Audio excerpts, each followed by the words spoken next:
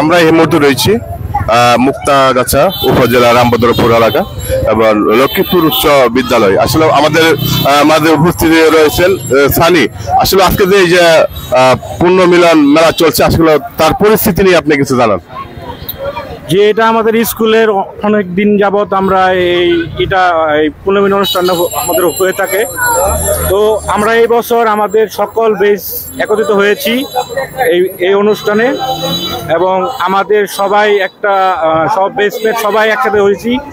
এবং এটা পোস্ট করে দিয়ে, হ্যাঁ, তারপর আর কি বলবো।